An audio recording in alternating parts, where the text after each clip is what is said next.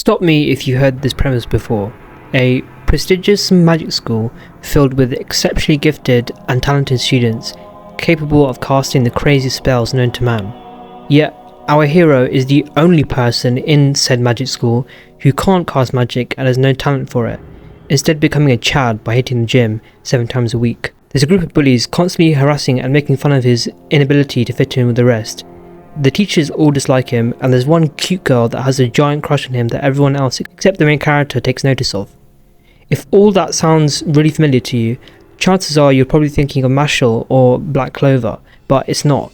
It's a new show airing this season that I'm not seeing people talk about. Hundreds of years ago, invaders from the sky ravaged the land and almost destroyed the world. To repel the invaders, 5 mages joined together and cast a powerful barrier to ward the invaders away. Atop a huge tower, the Mercedes Corliss, becoming known as the first Magiavanda, who act sort of like the Hashras do in that they're the pinnacle of magic mastery.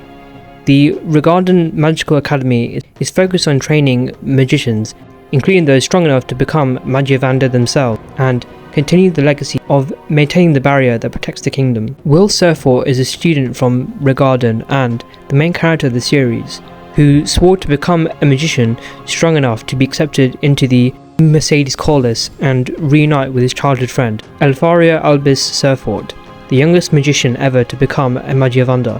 However, Will has no magic aptitude at all, having managed to progress on his studies so far, with the perfect scores on the written test and the extra credits obtained from hunting monsters in the school's dungeon. But only a few people know his true power, as what he lacks in magic he more than makes up with his swordsmanship, capable of defeating powerful monsters that even the strongest magicians have hard times killing. To say that Will is cracked is an understatement, as he easily takes down giant creatures in the dungeon. As Will keeps pushing towards his dream, he makes friends such as the very obvious love interest you will almost certainly not win, Colette, his pet Kiki, and even one of his teachers, who always places his trust and respect in Will, even giving Will access to the dungeon, in addition to making many enemies, such as the spoiled rich kid who's jealous of Will, and a teacher who's basically Japanese Voldemort. My favourite characters in the show as of the 3rd episode are definitely all of the Magiavanda, even though we've literally seen them for about 5 minutes on screen as of now.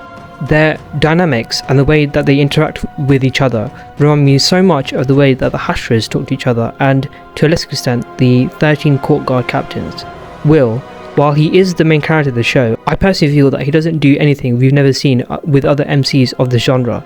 He's a typically overly nice character who forgives his enemies and just wants to rise higher and break free from his physical restraints. I think that the appeal of Will comes from his fights, as well as the fact that he's very resilient and willing to keep moving forward despite not being able to use magic, and so far in the show he's had some epic fight scenes that are amazingly well animated by Studio Actas, such as his very first fight against the Sentinel in episode 1. All of the animators are cooking with how good the animation in this series is, and he gets even better in the other episodes, especially in episode 3 with his fight against the Ice Giant.